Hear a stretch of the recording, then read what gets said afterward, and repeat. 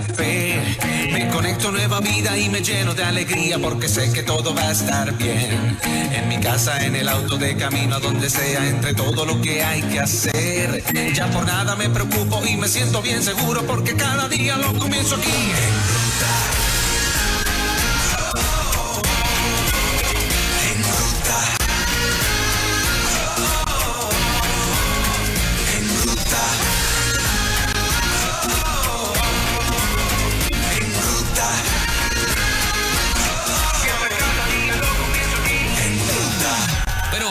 Una de las más grandes características del 97.7 Nueva Vida, buen contenido y que hablamos temas que no vas a poder accesar en ninguna otra parte. Y a continuación hablamos de sexo. Nuestro amigo Joel Ventura, consejero, está con nosotros. Buenos días, Joel. Buenos días, Ferna, Moraima, Juan Carlos, toda la gente que nos ve por la televisión, la radio y también a nuestros pastores y nuestros hermanos de la Iglesia Catedral de la Esperanza. Qué bueno. Traes un tema que para un % alto, por lo que escucho, es un tema imposible de lograr. Inclusive muchos padres cristianos se han convencido de que es imposible. Gracias a Dios no todos, pero muchos se han convencido de que es imposible. ¿Cómo lograr la abstinencia en el noviazgo? Háblanos un poquito de eso, Joel. Sí, mira, por esa línea, eso que acabas de decir, si fuera imposible, ¿por qué Dios nos daría un mandamiento? Sería ilógico. Para Dios pedirnos algo, exigirnos algo que Él sabe que es imposible de lograr. Y cuando Dios nos llama o nos solicita que hagamos algo, Él hace provisión para ello. Así es. Sí, lo primero que queremos hablar cuando hablamos del tema cómo lograr la abstinencia sexual en el noviazgo, lo primero que yo quiero decir es que el sexo es bueno, las relaciones sexuales son buenas y es un invento de Dios dentro del matrimonio, es una relación exclusiva. Porque hay veces que cuando hablamos de estos temas, muchos jóvenes pueden pensar que el mensaje es que el sexo es demoníaco, que el sexo es malo, que es lo peor, y no, para nada. Hay muchos versículos bíblicos que reflejan que el sexo no solamente es bueno para la procreación, sino también para el placer. Lo otro es que sabemos que es complicado el tema del abstenerse durante el noviazgo. Sabemos que es difícil y es difícil por muchas razones, entre ellas que hay una respuesta biológica. Somos seres que biológicamente ante otras personas que nos luzcan atractivas, no solamente ante nuestra pareja, puede ser otras personas, pues hay una respuesta biológica, hay una energía sexual y un impulso que está ahí, o sea, que no queremos negar. Pero, como dije al principio, si bien está esa respuesta biológica, está también la provisión de Dios, que hace no solamente Dios hace la provisión a través de la Biblia, a través de la oración, sino también a través de gente digna, que ya mismo vamos a estar hablando.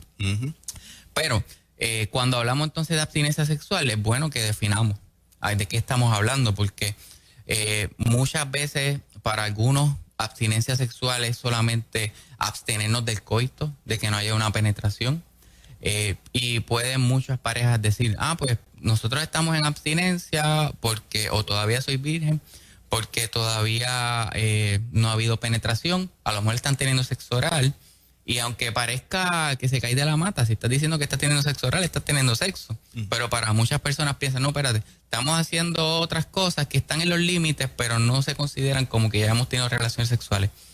Y si vamos con el internet, que el internet lo ha cambiado todo, pues algunas personas también pueden pensar, pues mira, podemos estar haciendo sexting, estamos todavía en abstinencia, todavía estamos cuidando esa pureza sexual, y a lo mejor se están enviando fotos, desnudos, semidesnudos, masturbándose, o con las videollamadas pueden estar teniendo, cada uno estimulándose. Y entonces es bueno poder tener claro que todas esas cosas estamos siendo sexuales, estamos manifestando esa energía sexual que Dios quiere que la preservemos para el matrimonio. Mi hijo, el que me ha hecho abuelo, y mi nuera se abstuvieron de tener relaciones sexuales. Y es interesante porque en la iglesia, en parte del training que le dieron, eran explícitos en todo el sentido de la palabra, y había una recomendación, y se trataba de montar un proceso donde no estuviesen solos por mucho tiempo. De hecho, fueron discipulados para ellos mismos abstenerse de quedarse solos durante horas, porque la meta es que nos abstengamos. En otras palabras, nosotros como pareja reconocemos que tenemos el potencial de llegar. Por lo tanto, si una de las cosas que dispara eso es que estemos solos, sin ningún tipo de nadie cerca durante horas, pues vamos a evitar estar durante muchas horas solos, ¿no? Pero es interesante que parte de esa enseñanza vino también del grupo de líderes y de los pastores en asistencia a estos dos jóvenes que logran llegar al matrimonio vírgenes.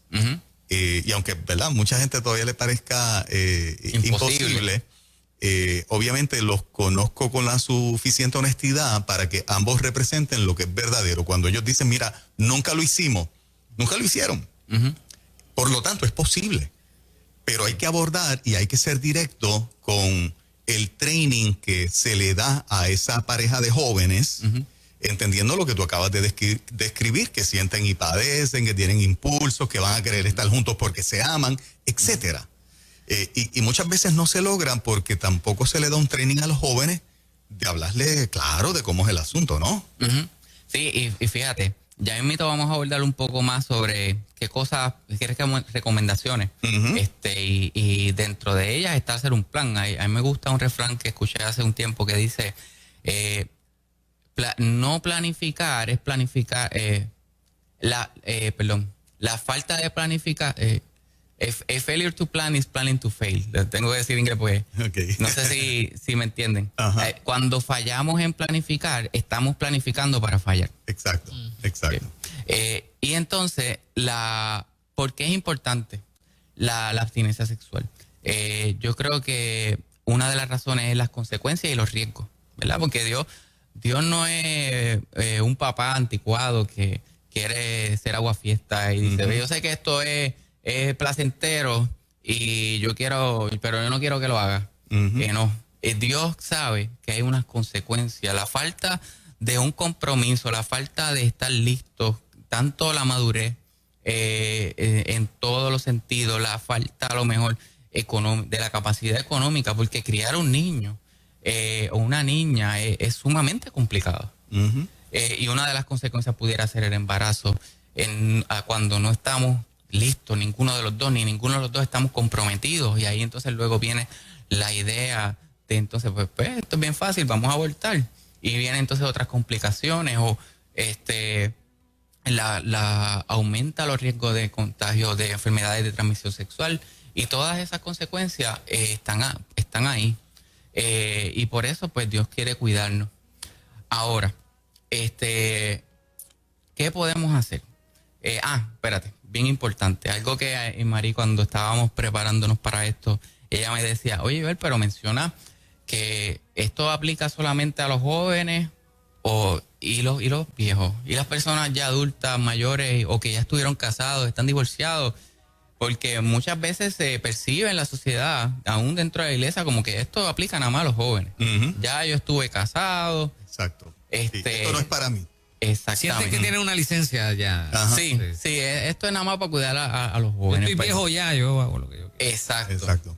Y entonces, pues yo creo que las mismas consecuencias, los mismos riesgos están tanto para jóvenes como para viejos. Claro. Y la misma protección de Dios y el mismo mandato es para jóvenes como para viejos. Joel, ¿a qué tú piensas que se debe que muchos padres cristianos consienten esta situación en sus hijos, no? Yo creo que en parte eso que mencionaba Juan Carlos al principio, de que gran parte de la sociedad ya ha comprado que es imposible. O sea, que eso es algo que se va a dar como quiera, así que... O sea, si tú como papá piensas que sí, vives en la lalandia, tú sabes. Sí. Vives en la lalandia. Se parte de esa premisa.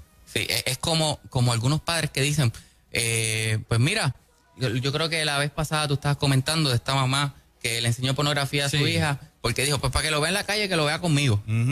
Pues para que si va a tener como quiera relaciones sexuales, si eso es algo inevitable, cuando estamos ya convencidos de que no se puede evitar, pues yo te doy condones, yo te doy pastillas anticonceptivas, y entonces en vez de trabajar para que lo evites y para que te guardes hasta el matrimonio, pues trabajamos para disminuir los daños.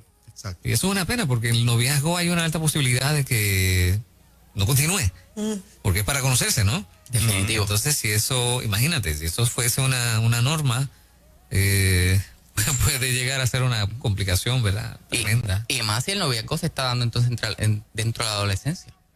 Wow. Que todavía hay una vida por delante, que uno puede sentir que esta es la persona y que uno está convencido porque siente estas emociones, pero todas las personas que están a su alrededor, todos los padres, los tíos, los abuelos, los maestros, saben, mira, no es que sea imposible que ese sea tu high school sweetheart, pero hay una gran posibilidad de que terminen y que luego a lo mejor por distintas razones. Y que puedes quedar frustrado para siempre.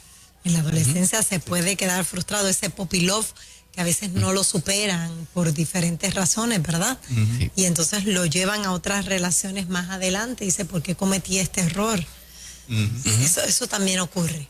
Sí, y esa llamada pruebas de amor, que muchas veces Si me amas, pruébame. exacto. Y cuando es todo lo contrario. Si yo amo suficiente a mi novia, la mejor forma de probarlo es que estoy dispuesto a aguantarme, no solamente de no tener relaciones con ella, sino con otra. ¿Okay? Entonces, dentro de las recomendaciones que queremos traer, la primera es, las primeras dos son honestidad rigurosa, y la otra sería hacer un plan. Hacer un plan, como mencionaba Juan Carlos al principio, donde cómo vamos a lograr esto, porque si no hacemos un plan, es parte de nuestra naturaleza humana el poder sentir la energía sexual y sentir el impulso. Una vez, y yo diría que antes de estas dos cosas sería bueno tener como conversaciones claras desde antes del noviazgo. Desde antes y durante el noviazgo, de cuáles son tus expectativas, qué es lo que yo, para que la otra persona sepa lo que yo espero y yo saber qué es lo que ella espera. Porque si yo no sé lo que espera, puede ser que la otra persona no comparta mi fe o no comparta mis valores. Okay. Y ahí entra también el yugo desigual. No solamente el yugo desigual en términos de la fe, porque hay muchas personas dentro de la iglesia que a lo mejor yo estoy comenzando esta relación y yo digo, ay, qué bueno, Dios me proveyó una persona cristiana, pero dentro de su mente está esa idea de que no, eso es imposible o eso es una idea anticuada y no esté convencida o no quiera guardarse para el matrimonio. Si nosotros entramos a una relación sin saber eso o a sabiendas, porque muchas veces podemos entrar a una relación sabiendo lo que la otra persona me fue clara, me dice, mira, ya yo tengo relaciones sexuales, yo soy cristiano, pero yo creo que eso no tiene nada que ver, o todas esas cosas. Yo sabiendo eso, entrando, ya yo sé lo que me voy a esperar. No puedo, la idea de que yo puedo cambiar a otra persona. Imagínense ustedes, si Dios mismo no nos obliga a nosotros a cambiar, y a nosotros mismos nos cuesta tanto trabajo de cambiar, imagínate convencer a alguien. Que mucho se da eso, ¿no? Cuando nos casemos, yo sé que él va a cambiar o ella va a cambiar de actitud o de pensamiento. Y entonces por eso vemos tantos desastres en ese proceso del matrimonio, porque quizás no cambió, empeoró. Sí, definitivo. Definitivamente. Si es en ese proceso de antes del noviazgo o en el noviazgo, que es cuando a lo mejor más uno se esfuerza por agradar a esa persona. Después que a lo mejor ya ha logrado, ya ha entrado el matrimonio ahí, comienza a lo mejor disminuye esas ganas de agradar a la otra persona. Okay. Entonces, una vez nosotros hemos tenido esas conversaciones, estamos claros de que esa persona está alineada, porque entonces los dos vamos a tratar de ir en la misma dirección. Pues al hacer un plan es bueno contemplar tener un mentor, cada uno si es posible, o si no es posible tener cada uno por separado un mentor, tener un mismo mentor, alguien digno, alguien íntegro, que tú sepas que es temeroso de Dios y obediente, que pueda ayudarte para que ese plan, que incluya lo que tú decías de tratar entonces de evitar estar solos. Por eso la honestidad rigurosa es tan importante aquí. Exacto. Cada pareja, cada noviazgo sabe lo que puede aguantar y sabe lo que puede ser demasiado fuerte para ellos. ¿Cuándo cruzan la línea? ¿Cuándo pueden cruzarla? Sí. Entonces, una pregunta, un tema dentro de esto, ¿no será, o sea, cuál es el término del noviazgo? Porque he escuchado historias, ¿no?, de noviazgo que son eternos, ¿verdad? O sea, entonces, y eso puede ser un tremendo problema, ¿verdad? Porque si tienes a dos muchachos que no tienen un plan definido para casarse, la probabilidad de que caigan en el proceso, si es muy largo, es grande, ¿no? ¿O me equivoco? Sí, y entonces ahí por eso es importante la comunicación y hablar de las expectativas. Ajá. Que es lo que cada uno espera. Sí. Sí, eso es fundamental y muchas veces no se discute. No se discute, sí, es como algo que se queda como que orgánico, que pase como que más o menos que surja. Claro. Hay muchas cosas que no hablamos porque pensamos que son lógicas. Ajá. Porque yo siento que, espérate, pues es que, pero no. Mis expectativas no necesariamente van a ser las mismas de mi esposa. Y por eso es tan importante hablar. Sí, porque uno dice, si soy cristiano, si somos cristianos, se supone que ni me proponga esto ni que esto ocurra. Y damos por sentado. Sí, exactamente. Lo otro es entonces, viéndonos a la vieja escuela, el uso de chaperones puede ayudarnos. Y volviendo a la parte de buscar un mentor y de ese plan, un plan para poder ejecutarlo, hace falta poder rendir cuenta. Parte de lo que la Biblia nos invita en distintos pasajes es a la confesión. Así es. Porque hay algo que distinto. No es lo mismo yo confesarle a Dios mis pecados o mis tentaciones y pedirle ayuda a Él por mi cuenta, porque como por la carne, por mi tendencia al pecado, es muy fácil que yo entonces ceda y que ignore o me olvide de que Dios está siempre conmigo. Pero cuando yo estoy reportándole a alguien tanto mis fallas como mis tentaciones, es más complicado porque tengo un testigo. Y eso es parte de lo que buscamos con un mentor o una mentora. Tener a alguien que nos acompañe en el camino, a quien yo le pueda decir, lo ideal es antes. Cuando venga la tentación, pues entonces yo poder decirle, mira, me está pasando esto por la mente, tengo estos planes, tengo estas ideas, pero quiero sacarlo a la luz para que pierda poder. Entonces, otro yo creo que tema importante para hablar durante el noviazgo, y de hecho desde antes, es el uso de la pornografía. El uso de la pornografía aumenta la testosterona, aumenta las ganas de llevar a cabo eso que estamos viendo, y llega el momento en que puede pasar, no siempre sucede, pero puede pasar de que, espérate, ya esto no me está dando el mismo placer, ya yo lo quiero llevar a cabo, y entonces el ver pornografía va a aumentar las probabilidades de que fallemos en este plan. Pero si nosotros no hablamos del tema, puede que a lo mejor mi novia, o en el caso de alguna chica, su novio, esté viendo pornografía. Y todo esto es importante que lo hablemos. ¿Qué tú opinas de la pornografía? ¿Ves pornografía? ¿Qué opinas de la masturbación? Todas estas cosas son importantes que las hablemos para poder entonces saber si esa persona está alineada. Y o sea, si por ejemplo una chica se topa con que este buen muchacho de la iglesia en efecto le confiesa, sí, no, yo uso pornografía y me encanta, ¿cuál es el paso? ¿Dejarlo o someterse a qué tipo de proceso? Sí, yo lo veo igual a lo mejor que el uso de sustancias. Si todo depende la actitud. Hay muchos factores que tenemos que considerar. Porque si lo trae a la mesa, los padres van a decir, sal de eso. Sí. ¿Verdad? Obviamente. Sí, no es lo mismo si alguien te dice, mira, yo tengo esta lucha, yo no quiero volver a hacerlo, pero me cuesta mucho trabajo.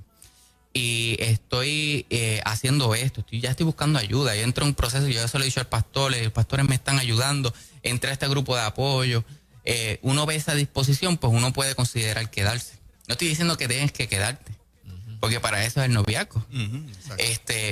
Pero si la actitud es como tú dijiste, mira, a mí me gusta, a mí me encanta, yo no veo nada de malo. Ahí peor es que esté en la calle, ahí yo no me contagio con enfermedades. Si esa es la actitud, yo considero que está la cosa mala. que hay que aprovechar esa oportunidad para saber que esa persona no es la indicada, porque si desde el principio te está diciendo que para él o para ella es normal y que no está dispuesto a cambiar, no entres, no lo vas a poder cambiar. No entres a una relación donde ya te están diciendo qué es lo que puedes esperar. Y es importante enseñar en esta dirección. Han sido muchas las chicas ya que en el proceso de haberse enamorado entregaron sexo. El noviazgo comprobó que ese chico no era el indicado para ella, y muchas veces cuando en esos procesos de intimidad hubo videos o hubo fotos, él la expone y le dañó la vida para el resto de la vida. ¿Cuántos casos de nenas sabemos que se quitaron la vida por eso? Sí. Que se han quitado la vida por la vergüenza de haber sido expuestas. O sea que hay infinidad de razones. Yo leí un libro de Josh McDowell que escribió acerca de la pureza sexual para jóvenes, y él decía algo bien importante, que en el diseño de Dios, el cerebro humano está diseñado de tal manera para que esa primera experiencia sexual se grabe a tales niveles de, no solamente de satisfacción plena, no es solamente placer sexual, es una llenura, es un placer que va más allá de estrictamente el placer sexual, cuando verdaderamente hay amor, que es el combustible que Dios utiliza para que esta pareja se mantenga a lo largo del camino junta. Es como si fuera a buscar algo que se compara, es como cuando alguien que probó cocaína pura por primera vez, por poner una comparación porque no se puede comparar, pero que logra un nivel de placer a nivel de cerebro que desde esa primera vez esa persona quedó adicta porque quiere repetir la experiencia. Y en el caso de pareja, cuando los dos se han guardado y van a ese primer encuentro sexual, el impacto a nivel de cerebro es un bonding que se crea a nivel permanente. Una pega. Es una pega que va a ayudar a ese compromiso de fidelidad por el resto de la vida. Me llama mucho la atención cómo Josh McDowell lo expone, porque guarda un paralelo en el diseño de Dios, que si pide fidelidad, el proceso de la sexualidad ayuda. Hasta ese detalle ayuda a que haya como este sentido de pertenencia. No sé si lo logro explicar bien. Sí, totalmente. Yo sé lo que estás diciendo, porque una de las hormonas que se produce en la relación sexual es la oxitocina, que es la hormona del amor, y la hormona que está asociada a la vinculación, como esa pega que tú estás mencionando. Y entonces, cuando uno tiene relaciones sexuales a destiempo, no deja de producirse esa hormona. Eso puede ocurrir aunque no haya relación, porque la persona vive con ilusiones. ¿Puede ocurrir ese apego también? Sí, porque la oxitocina no solamente se produce durante el acto sexual, pero es una hormona que nos ayuda en el apego, y se produce desde ese primer contacto con nuestra madre, desde que somos bebés y están esas miradas. Se están produciendo, no al mismo nivel, pero sí en el proceso del noviazgo o en el proceso de una relación cercana. Wow. Se están produciendo. Así que estamos hablando de reacciones biológicas y químicas. Son vínculos químicos. Wow, qué impresionante el diseño de Dios. Es impresionante. O sea, que sí es real ese vínculo, y por eso vemos esto, quizás relaciones que rompen y no pueden superar de inmediato porque hay un vínculo que es real, no es una mera obsesión. Algunos casos es obsesión, otros casos entonces sí es real el vínculo. Hay un vínculo que es real, y cómo se dan los vínculos en la adultez están en gran parte predeterminados por esos primeros 3 a 5 años de vida. Okay. ¿Cómo fueron esos vínculos con nuestros padres? ¿Cómo fue ese apego?